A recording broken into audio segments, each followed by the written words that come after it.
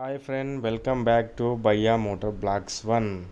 మనం ప్రజెంట్ అయితే ఏడున్నామంటే ఉన్నకోటి వచ్చేది మాకు త్రిపుర నుంచి కొంచెం దూరంలో అయితే ఉంటుంది అన్నమాట. మనం ప్రజెంట్ అయితే మనకి హైదరాబాద్ నుంచి 2700 కిలోమీటర్ దూరం డిస్టెన్స్ అయితే ఉన్నాం మనం. ఉన్నకోటి ఏంటంటే ఒక నార్మల్ ప్లేస్ అయితే కాదన్నమాట, చాలా టూరిజం ప్లేస్ అనమాట ఇది.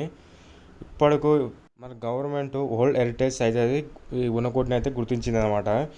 ఉన్నకోటి ఎందుకంటామంటే ఉన్నకోటి వచ్చేసి ఒకటి దక్క కోటి ఆ శిల్పాలు కనిపిస్తున్నాయి కదా, ఆ మొత్తం శిల్పాలు అన్నీ మొత్తం కలిపినాయి కానీ ఒకటి దక్క కోటి అయితే ఉంటుంది అనమాట. దీన్ని మా ఛానల్ అయితే సబ్స్క్రైబ్ చేసుకోండి, లైక్ చేయండి, షేర్ చేయండి. 100% జబర్దస్త్ వీడియో అనమాట, మిస్ కాకండి. మిస్ అయితే మీ కంటెంట్ అయితే మిస్ అయిపోతుంది. వీడియో అయితే లాస్ట్ వరకు చూడండి. వీడియోలోకి అయితే ఎంటర్ అయిపోదాం. ఈ వీడియోకి అయితే ఫైనల్ లైక్ టార్గెట్ అనుకుంటున్నా.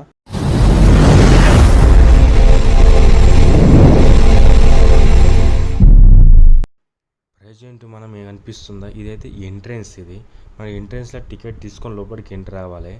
వీడికి వెళ్ళి మన త్రిపుర నుంచి మనకి కాసేపు మొత్తం దట్టమైన అడవి అన్నమాట. ఇది దట్టమైన అడవి నుంచి మనకి త్రిపుర నుంచి ఉన్నకోటి వెళ్ళడానికి 70 కిలోమీటర్స్ ఉంటుంది. ఆల్మోస్ట్ మన హైదరాబాద్ నుంచి మనకి 2700 కిలోమీటర్ చేంజ్ అవుతున్నది మనకైతే. ఇక అనిపిస్తుందా, ఇదైతే మొత్తం లొకేషన్. ఉన్నకోటి అంటే ఒక్కటి తక్క కోటి అనమాట. అన్ని విగ్రహాలు మొత్తం దగ్గర పెట్టినా ఒక్కటి దక్క కోటి అయితే ఉంటుంది అన్నమాట. ఈ ఉన్నకోటి కనిపిస్తుంది విగ్రహాలు అయితే. ఒక్క విగ్రహం వచ్చేసి మనకు 40 ఫీట్ ఉంటుంది. ఒక్క విగ్రహం మనకు ఆల్మోస్ట్ ఈ విగ్రహం వచ్చేసి ఇవన్నీ ఉన్నకోట్లో వచ్చిన విగ్రహాలు వచ్చేసి 9వ శతాబ్దానికి చెందినవి అనమాట. ఇప్పటిదే కాదు, ఇప్పటి వరకు అంతు చిక్కని ఏంటంటే ఈ విగ్రహాలు ఎవరు చెక్కిరో కూడా ఎవరు ఇంతవరకు కనుక్కోలేరు అన్నమాట, శాస్త్రవేత్తలు కూడా. అంత పురాతనమైన విగ్రహాలు వచ్చేసి ఈ విగ్రహాలు వచ్చేసి మనకు హిందూ ధర్మాన్ని పోలిక కలిగి ఉండయి. గిరిజనులు ఉంటుంది కదా, గిరిజనులు పోలిక కలిగిన అయితే విగ్రహాలు అయితే ఉంటాయి అన్నమాట. ఇవి ఉన్నకోటిలా చాలా అద్భుతమైన అన్నమాట. ఉన్నకోటిలో వచ్చేసి ప్లేసు ఎందుకంటే మన భారతదేశంలో కిందే త్రిపుర రాష్ట్రంలో అయితే ఉంటుంది అన్నమాట. ఇది మొత్తం అడవి, దట్టమైన అడవిలో వచ్చేసి విగ్రహాలు అయితే ఉన్నాయి మనకి. ఉన్నకోటి ఉంది కదా, ఉన్నకోటిలో అయితే మనకు 2 స్టోర్లు అయితే నడుస్తున్నాయి అన్నమాట. ఇక్కడ ఉన్న విలేజ్ వాళ్ళ ఒక స్టోరీ వచ్చేసి శాస్త్రవేత్తలు ఒక స్టోరీ అయితే చెప్పారు అనమాట. ఫస్ట్ దానికైనా ముందు మన విలేజ్ వాళ్ళు ఏమనుకుంటారో స్టోరీ అయితే ఇందాం. 15వ శతాబ్దంలోనే త్రిపుర రాజ్యాన్ని పాలించిన ధర్మమాణిక్య రాజు గారు బెంగాలీ గ్రంథంలోనే ఒక స్టోరీ అయితే ఉందన్నమాట. ఏంటంటే ఓ శివుడు వచ్చేసి కాశీకి వెళ్తున్న టైంలో వచ్చేసి చీకటి కావడంతో రెస్ట్ తీసుకుందామని ఒక ప్లేస్ అయితే తాగారన్నమాట. అందరు దేవుని కలిసి మొత్తం శివునితో కలిసి మొత్తం 1,000,000 మంది దేవుళ్ళు అయితే ఉన్నారన్నమాట. ఆ నైట్ నిద్రపోయారు. ఉదయం తొందరగా లేవాలనుకొని చెప్పేసినమాట శివుడు. ఉదయం ఎవ్వరు లేవకపోవడం వల్ల శివుడు ఒక్కరు లేచిండనమాట. శివుడు వచ్చేసి పొద్దున్న లేవగానే మిగతా దేవుళ్ళు ఏ దేవుళ్ళు అయితే లేవలేరన్నమాట. మీకు ఇంత బద్ధకమం ఉందని ఈయన మీకు శిలలు అయిపోవాలని శాపం ఇస్తారన్నమాట శివుడు.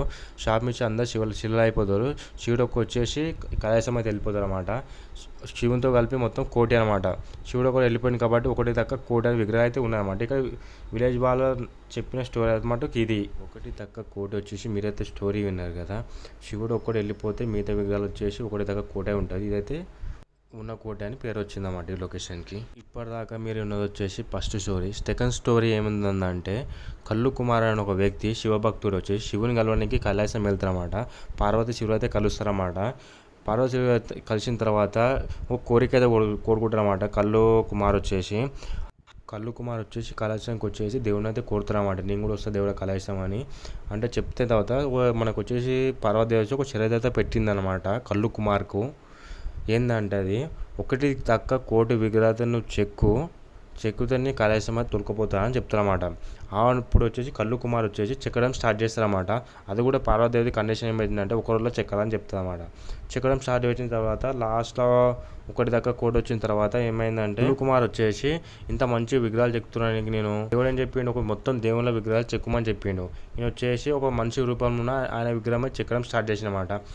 పార్వతి చెప్పిన రూల్స్ అయితే బ్రేక్ చేయడం వల్ల కల్లు కుమార్ ఏంటంటే ఒకటి దక్క 1,000,000 విగ్రహాలు చెప్పిన ఇంత మంచి కళ నైపుణ్యం దగ్గర ఉన్నది అని కొంచెం విర్రవేగి ఆయన మనిషి రూపంలో ఉన్న విగ్రహం అయితే చేయడం జరగడం వల్ల దానివల్ల శివుడు వచ్చేసి కనిపించకుండా వెళ్ళిపోయినమాట.